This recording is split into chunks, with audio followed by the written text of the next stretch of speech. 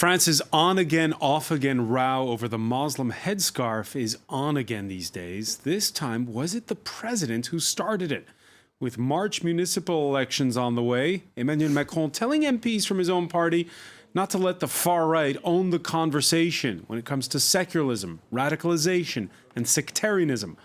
But his own camp seemed to emerge divided from a parliamentary debate. And when a far-right regional councilor earlier this month baited a mother who'd accompanied children on a school outing, all bets were off. We'll ask what the law says and what the French want. On the one hand, there's, for instance, the radicalized who won't shake women's hands, or the recent terror attack at Paris police headquarters by a civil servant.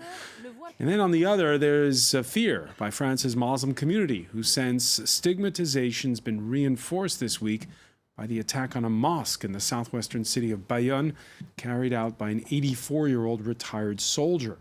As for Macron, he's granted an interview to ultra-conservative weekly Valeurs Actuelles, the right forum to take the fight to the far right and win over those tempted by intolerance, or more oxygen for a certain kind of thinking on religion and identity that's trying to go mainstream. Today in the France 24 debate, we're looking at Emmanuel Macron's relationship with Islam and how he's tackling the issue of religion.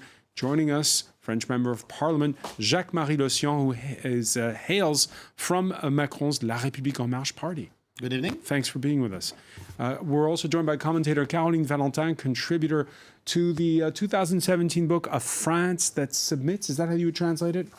Submitted France. Submitted France. The Voices of Refusal. And where you looked at the situation in some of what...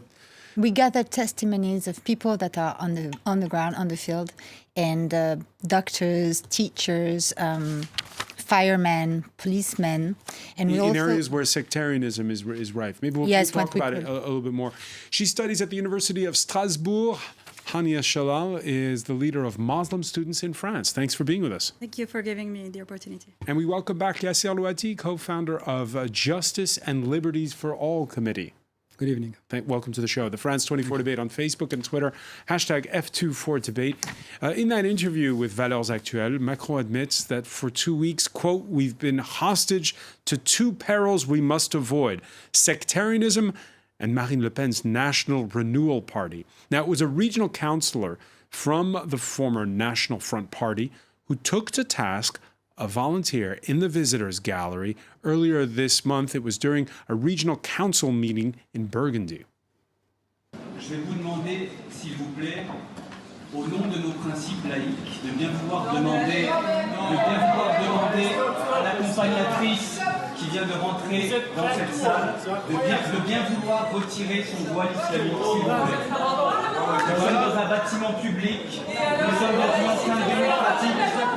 Madame a tout le loisir de garder son voile chez elle, dans la rue, mais pas ici, pas aujourd'hui. Au nom de nos principes républicains, au nom de toutes les femmes qui luttent dans le monde pour justement s'extirper de la dictature islamique, je vous demande de bien vouloir demander à cette personne de retirer son voile. C'est la République et c'est la laïcité. So Jacques-Marie Le Sion, the 24-hour news channels went into overdrive after that. It was 2 weeks ago. Of course, the far-right councillor is wrong. She was allowed under the law to wear her headscarf in the chambers in the visitors gallery of the Burgundy Regional Council. Yes, I would like to give you a few examples of how our law has been built. First of all, we must remind the Declaration of Rights from 1789, and I can quote it: "Nobody shall be troubled because of his opinion, even religious, provided the expression of them do not disturb the public order established by law." This is the first point. The second point is the law of 1905, which is called laïcité law, but in fact it's a separation of state and churches. This law says the Republic ensures the freedom of conscience. It guarantees the free exercise of worships, Article 1st. And Article 2nd is the Republic does not recognize, nor pay, nor subsidize any worship. It means this law set up a regime, a separation between religion and state, And last but not least, the third pillar of, let's say, a pillar of wisdom is our constitution. In its first article, it says, France is a laic republic. Laic Secular. republic. It ensures the equality of all citizens before law, without distinctions of race, color, and religion. All right, so there's a context though to this outburst, which was in the days previous there had been this debate in the French Parliament, and during that debate there was wavering within your camp over some who wanted to toe a harder line when it came to rules, when it came to sectarianism and to secularism, laïcité as the French call it. No. The debate that was organized in the French National Assembly was a debate on immigration, which is a totally different point. Right? You have right-wing parties like Front National, who is trying to exploit these stories to propose a new order, may I say. But the debate was only on immigration, which is a total different thing. But there was Right? also the debate in the Senate about the veil worn by the mothers accompanying You were mothers referring in to the National school. Assembly or I'm referring Senate? to the National Assembly. The Senate, that was this week. What happened this week? French- And there was before this debate, the president took the MPs aside. I was there. You were there, and he effectively gave you a pep talk where he said, "Don't let the National Front, don't let the far Exactly. right own the conversation." Was it, looking back on it, a good idea to have this debate? I think it's a good idea because for years, may say 20, 30 years, this story has poisoned the political life, right? And we must not let these questions to the right, to the extreme right, and to the Front National. We have But problems. isn't that what happens when then 2 days later we have this outburst by this regional councilor? This regional council was wrong because this lady was free for wearing this veil, unless if we consider that she is what we call occasional collaborator of public service, right? Right. And in this case, she should comply with If the she'd rules. been a civil servant, but in this case she was a volunteer. Yes. So Right. the question is, the frontier is weak between knowing if she was accomplishing a public service or not. That's the only point. Yes, Alouati? Well, if you want to own the conversation on identity politics, and that you think that for the past 20 to 30 years, the public debates have been poisoned by identity politics, then how come these debates, which were marginal in the 1980s, became completely mainstream today? When you have Mr. Blanquer, Minister of Education, saying that the Muslim headscarf has no place in our society, and don't you think that you are giving credit to people who think that the rules of the game, living together in society, the rules of public space, have to be continuously challenged or changed as if the game was constantly rigged at the disfavor of minorities? I'm going to give you an example.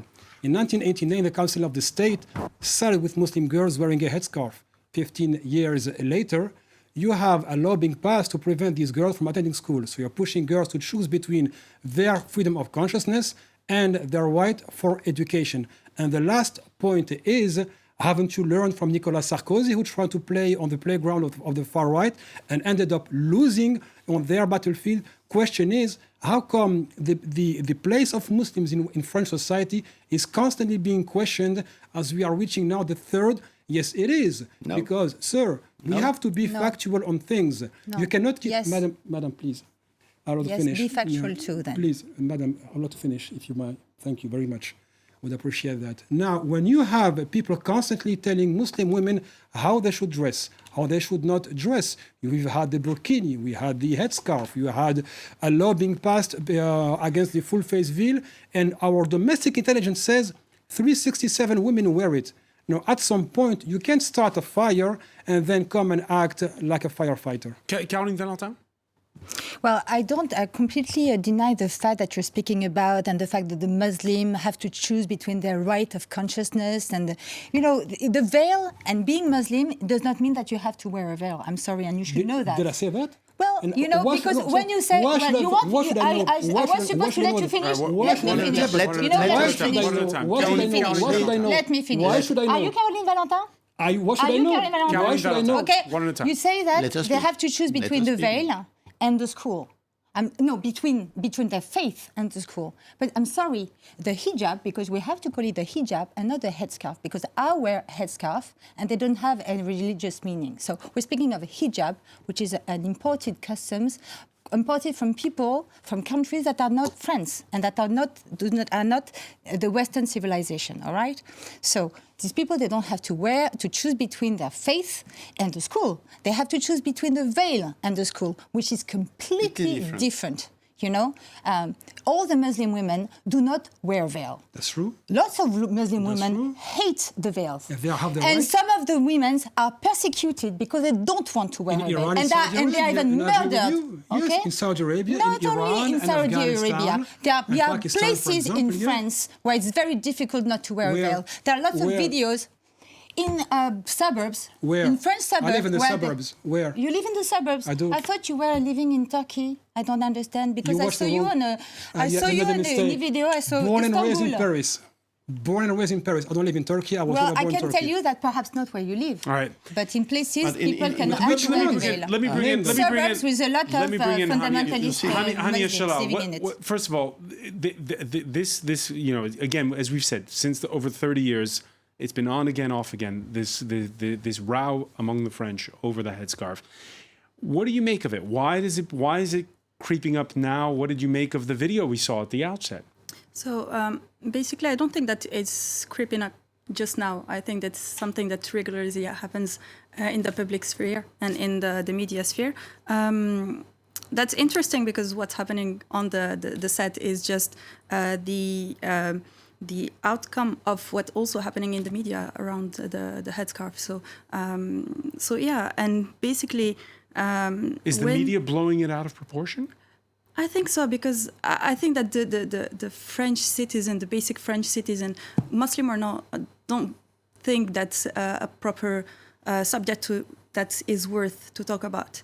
I think there is properly other subject that we need to talk about. We are having some subjects that are going on in the General Assembly, in the also the whole reforms that are going to pass by the government. So I think it's just something that is outbursting at a critical time for the French society. Is it for you personally? Has there been more problems recently? What's it been like? I've always experienced problems with my headscarf. Don't deny it, but I'm not putting myself as a victim. I don't think that it's the right path to take. But yeah, of course, I have been experiencing like tomorrow when I'll get into the job market, I think that I'll have problems. Also in education. I think that when it comes to talking about Muslim women, but also women wearing headscarf, but let's be clear, it's not all the Muslim women that wear headscarf, but there is also this part of the Muslim population in France that also is experiencing some issues with just existing in the public sphere. Just because Yasser Louati mentioned the words of the education minister, and that the words of the education minister, which divided his own camp within Jacques-Marie Rossignol's party. There are those who approve what Jean-Michel Blanquer said, and those who are against it. And this Tuesday, when conservatives who have control of the French Senate pushed through a law specifically banning headscarves on school outings, we know now that the measure is sure to be rejected by the National Assembly. The education minister said that he agrees that we don't need this law. He says there are already bills that exist to prevent proselytizing in places of learning, but he also stood by his earlier remarks. For me, the situation is clear. When I said again recently, not banned but not desirable, all I was doing was summing up the current situation. Not banned, but not desirable. This is from the education minister. You're getting a master's degree to be a teacher. Your thoughts on this? I think that we need to understand the context of the law, how it was shaped, and the 1905 law. Yeah, which it this was on secularism. Yeah, on secularism. Yeah, thank you.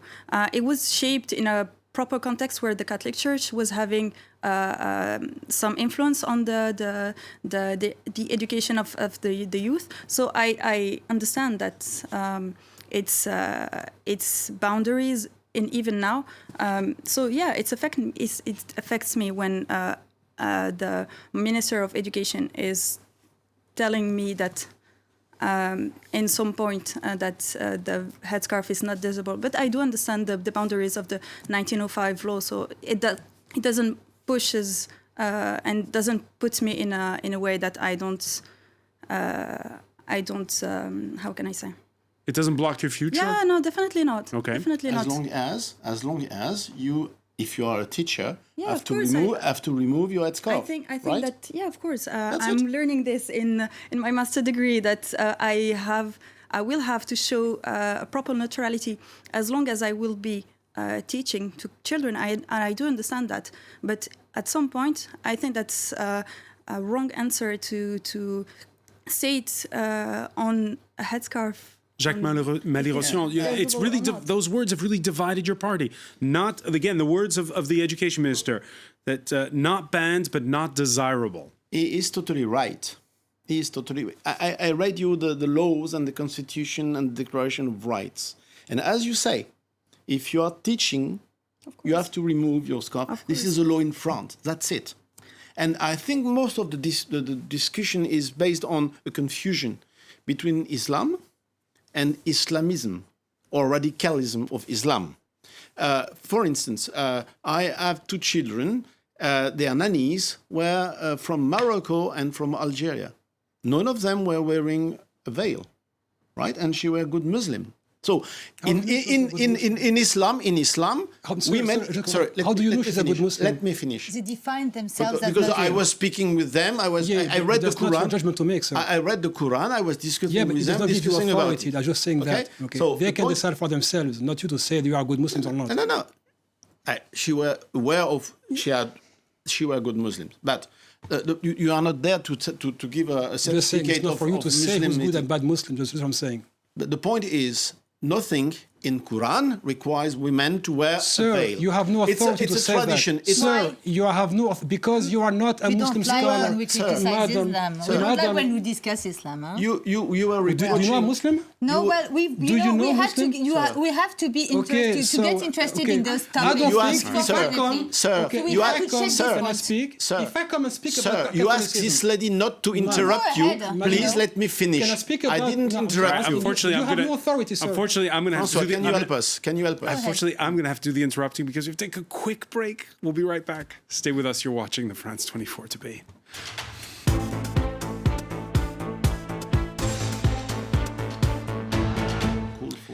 Welcome back, or welcome if you're just joining us. It's the France 24 debate, and we're looking at what's been an on-again, off-again debate in France that's definitely on again these days. The row over secularism, sectarianism, and the wearing of the veil. We're talking about it with Member of Parliament Jacques Malirossion, who hails from Emmanuel Macron's La République En Marche party, commentator Caroline Valentin.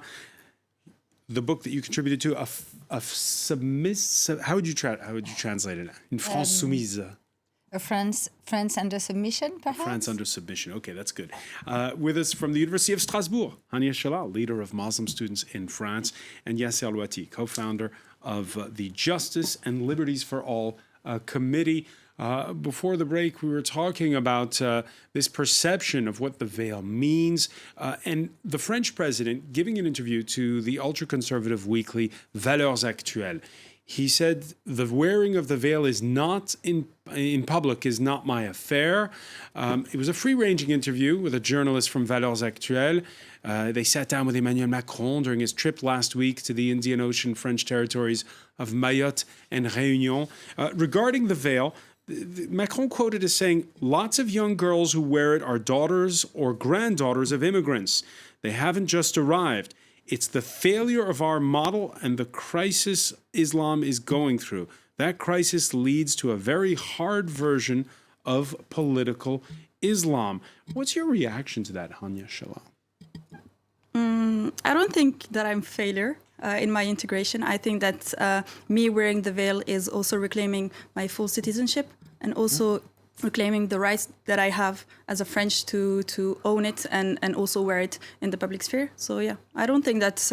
I think this is irresponsible from someone in a higher position as the president to say that, and somehow I'm a failure in integration.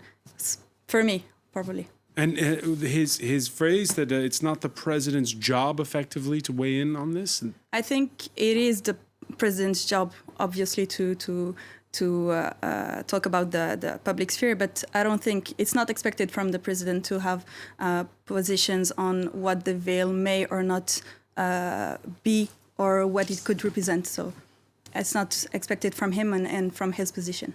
Jacques-Marie Lotion, was it the right venue to speak to Valeurs Actuelles, to be speaking to them? It shocked people on the left, saying it's the first time that a French president has granted an interview to what many consider a far-right outlet.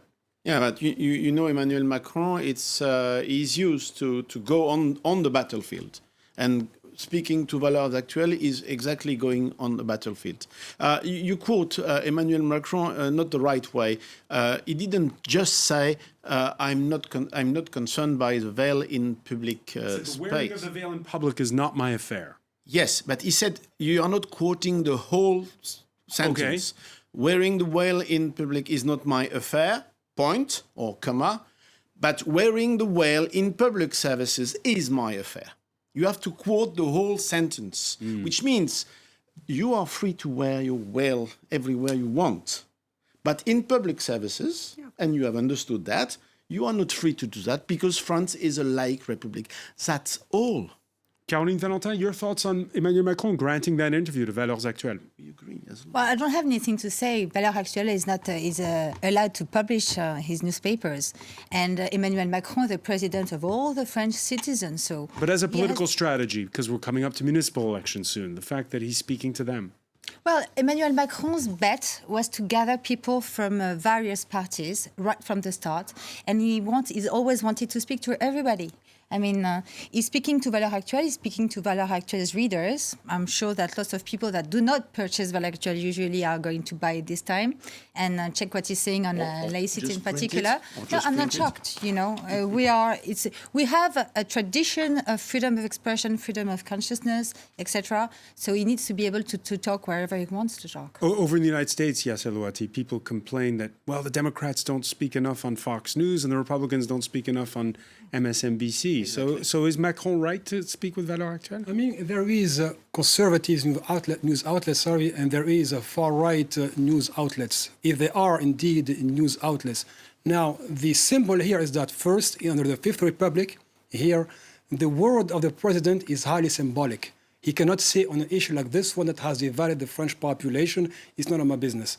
The second point, for him to speak to such an outlet, they have the right to exist, but nobody mentioned here, at least on the set, that that news outlet was sentenced on appeal for incitement to racial hatred.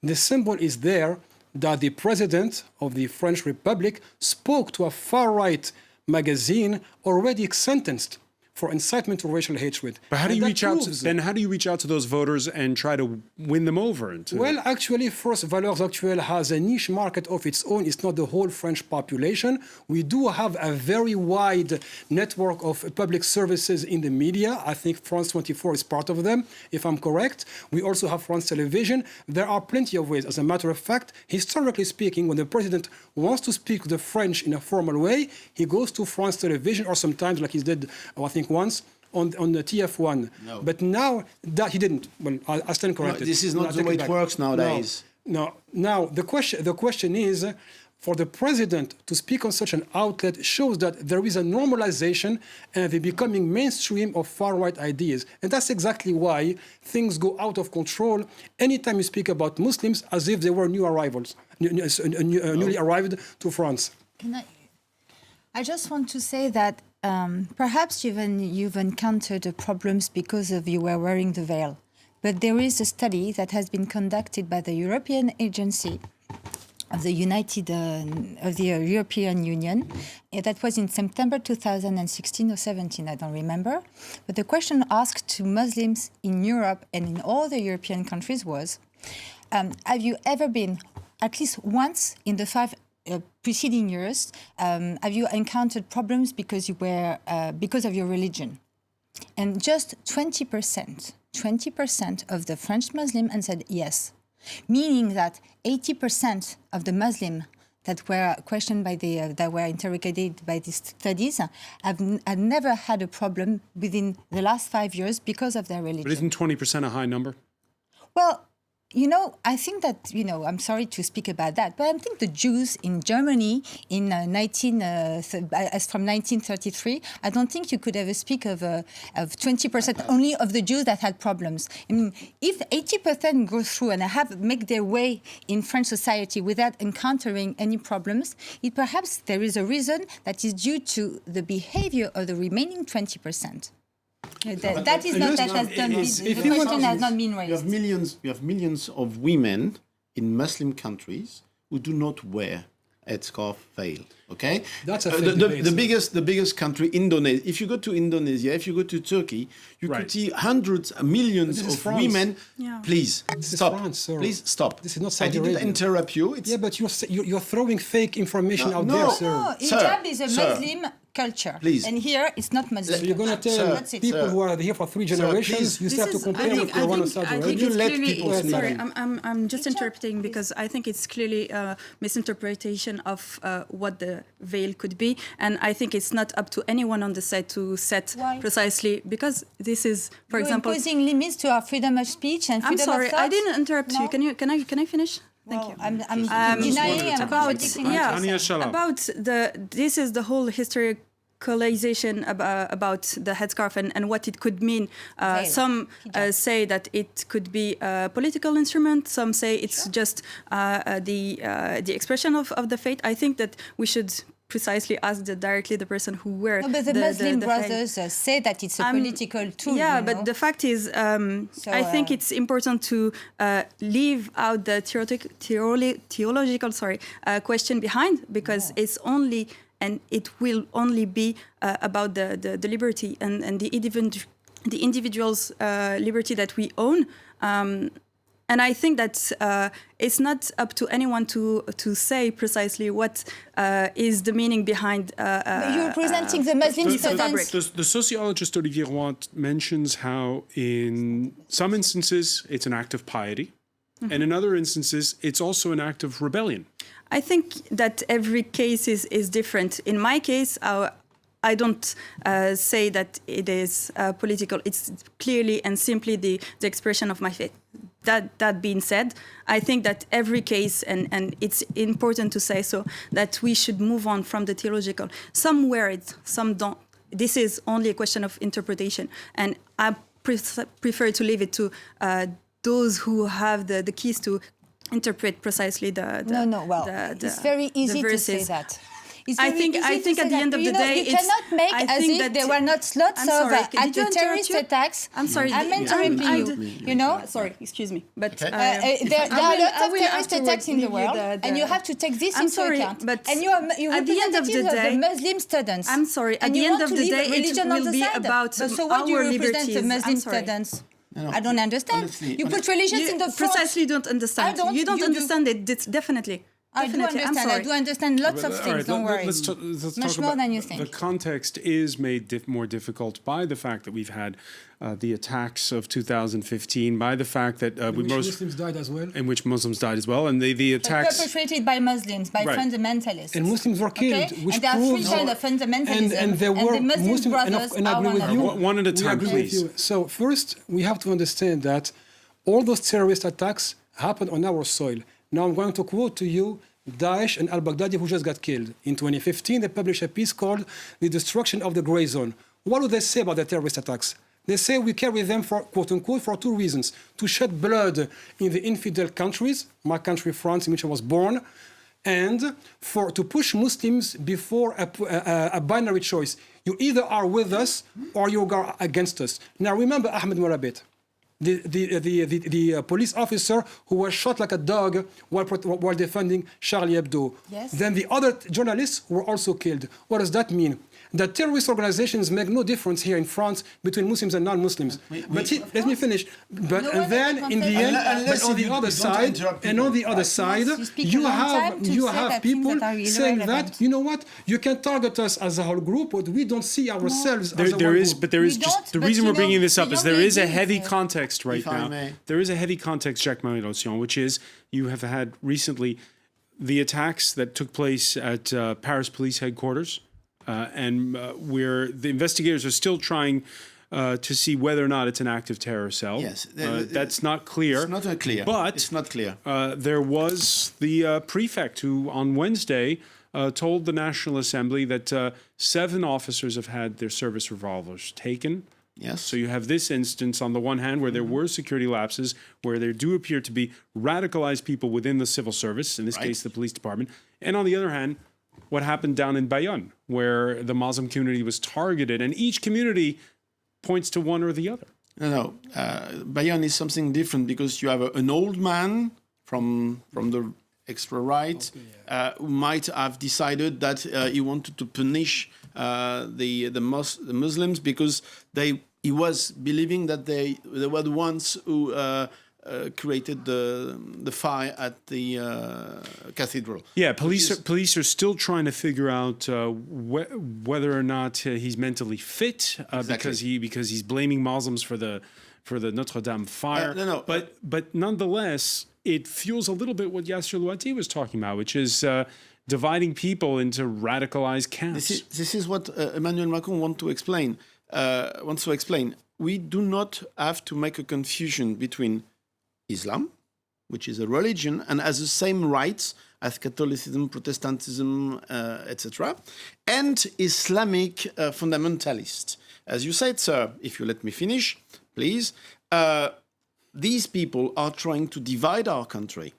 And today, terrorism, Islamic terrorism, has killed thousands and thousands of people in Islamic countries. In Pakistan, for instance, you have more than 50 or 70,000 people who were killed just by terrorism in Pakistan, right? Okay, so it means what? That you have people like Baghdadi and others who are terrorists, who are exploiting Islam as a tool to create chaos. That's all. So we must absolutely separate religion, Islam, and Islamism and terrorism. That's all. But terrorism is not the only way Islamism expresses itself. Right. The veil is, I'm sorry to say that, another one of them. Not saying... How so? Not saying that each and every woman wearing a hijab is a fundamentalist or even approving terrorist. I'm not saying that at all.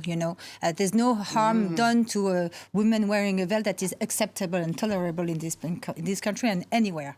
But there are lots of fundamentalist Islam. It's not only the Daesh, it's not only Wahhabism, it's Salafism, and it's the Muslim Brotherhood, les Frères Musulmans. And the Frères Musulmans, they don't progress through acts of terrorism. They progress through cultural progress. They want people to get used to principles of Islam. And that's why the veil is important. It's not a headscarf, it's a hijab. It's a symbol of the purity of the women that wear it, against the impurity of the other women, including Muslim women not wearing it. So I'm sorry, I understand that you're saying that it's not a political...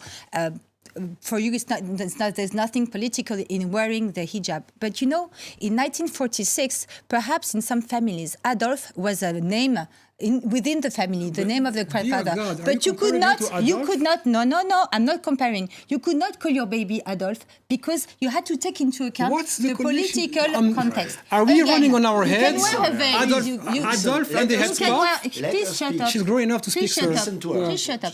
Be polite, please. Shut up. Be polite first. Don't tell me to shut up, madam. Because I'm a woman. Because I'm a not real woman. No, madam, please. Don't do that. That was so petty. That was so petty. Okay. So, I'm just saying that sometimes you wear things that have a certain symbol and you don't control the symbol.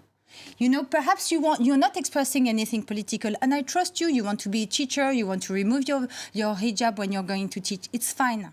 But the thing is, the Muslim Brothers use the veil to make the culture of Islam progress in our westernized society. It could seem a little, for people who live in a multicultural world, it seems a little... We don't live in a multiculturalist country. We live in a country of laicity where we want people to be united against the same You're claiming concerns. that Hania Shalal is being instrumentalized here. No. I'm saying that she's wearing a veil. Yes, that she is if she precisely. sees, that she sees, people see it, they can see it as an act of a political act. Why? Because the Muslim Brothers, so you know, the Muslim Brothers. I'm sorry. use the veil. Hania Shalal, let me ask Hania Shalal, because people are watching this show from outside of France, and they're always wondering why we're having lots of arguments about the veil. And because we have lots of people from. Thank you for answering. no, but you said something important. You said something important, which was that France is not multicultural. Well, no, they have people from multicultural, but we don't have a multiculturalist society. The French state does not recognize multiculturalism officially.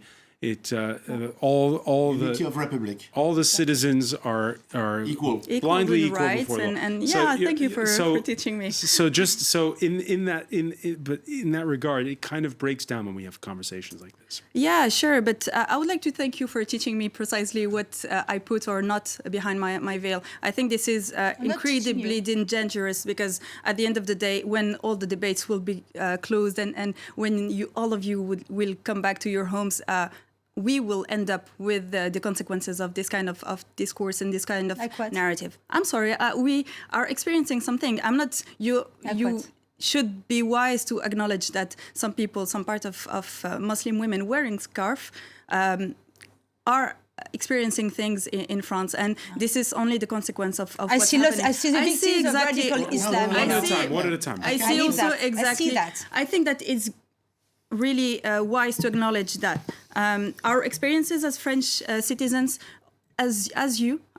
So I think it's really important to also hear these kind of narratives in the public media. And As an example, nobody would discuss the fact that Turkey is an Islamic country. But Turkey is also a laic country, which means the veil is also forbidden in university in Turkey. All right. So Are you comparing Turkey with France? I don't know. Speaking about Turkey, not comparing with I'm France. trying to- speaking about it. I'm not experiencing the Turkish. we're running short on time, so let me just. We're running short on time. We're running If short on time. someone- Let me just ask you this question. Let me speak. Let me just ask you this question. Since 2015, when there was the Charlie Hebdo attacks, the French nation has been talking about how do we have a common conversation on this issue where everybody can understand each other. Do you think 4 years on we've gotten nowhere? Do you think we're any better? I would disagree with what you just said.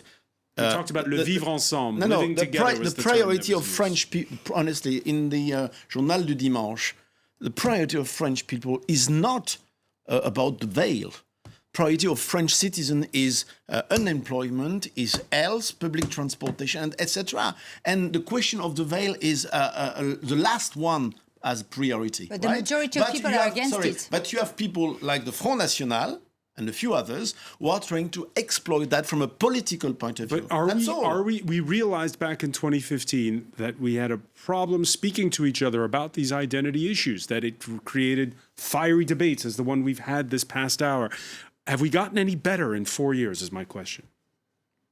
Probably because we are able to face more the issue as before. But I remember you that, let me remind you of the fact that the law was passed in 1905, okay? So this story lasts for more than 100 years, right? And as long as we are equals and free of religion, you can have your veil everywhere except in public services. That's all that people in the world must understand. Do you feel, Hania Shalal, that it's a conversation people are more comfortable with, less comfortable with? I think it would be more comfortable for everyone to talk about the proper issues that the French citizens are experiencing and want to talk about unemployment, as you said. Also the social tenuously situations that, for example, students are experiencing. Also in our local work, we see that every day, precisely in the student work. But I'm sure that there are many. But you've heard a lot of misunderstandings. Yeah, I'm sure, but just in the past hour. I think it will so only. It is an important conversation. You can't brush it. I don't think it's an important conversation, No. and I think that it will only help those who work for the French society, those who work in organizations, those who work in the grassroots fields to work harder to solve the French problems. Yasser Louati? In 26, I'm going to give you a few dates. In 2003, millions of people marched against the pension reforms. For 1 year, we spoke about the headscarf, preparing for the 2004 ban in public schools. What happened? 1,500 pieces of media productions were published, only 400 about the pension reforms. 2009, we have the birth scandals and everything. We have the national identity debate. In 2015, we have the attacks, and then we have the law passed on mass surveillance in France. Right after these notable revelations, despite the fact that... But it's damned if you do, damned if you don't. If you don't talk about it, there are more misunderstandings, right? That's what we all agreed on in 2015. Yes. Honestly, to me, I'm a radical when it comes to free speech. You can criticize Islam, you can criticize the religion as much as you want, but singling out a specific minority and calling them, like many did in the government, the previous one with Manuel Valls, speaking about the enemy within. The enemy within was used against Jews in the 1930s. Now, we cannot compare history, but we are taking the wrong path towards the future. And if we think that this nation will survive by dividing it into pieces and calling everyone you are part of something when you tell them you don't belong here because of your headscarf, I think Daesh... This is not what we are telling you. This is not what we are telling you. Daesh has won, unfortunately. It's a lie, what you said just right now. It's a lie. We are not telling. Well, Michel Blanquer says it doesn't belong here. No. Michel Blanquer said it. No, sir. He didn't say that. He didn't say that. Maybe He we said didn't he hear just. properly. I'm sorry. He said it was not desirable. When it comes from the Minister of Education. It's not the person he was The talking Minister about of the Education. debate. The Minister of Education just You're not said. talking about somebody in the coffee somewhere. And then- You have official duties and you say it is not desirable. First, who are you to say it? At school. Second, At you school. can't. No, He's said, the Minister of Education, We put precisely. French society against the Muslim headscarf. I think the French people have a lot more to worry about than a few hundred women So wearing you a could headscarf. be a good Muslim without a scarf, right?